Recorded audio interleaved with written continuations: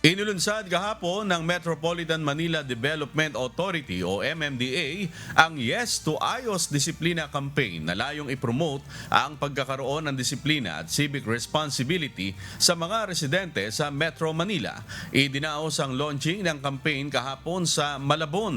Ayon kay MMDA Chairman Romando Artes, higit sa isang slogan, layo ng kampanya na hikayati ng mga Pilipino ang pagkakaroon ng pananagutan at pagtutulungan para gawing maayos ang mga kalsada, magkaroon ng malinis na kapaligiran at ligtas na komunidad.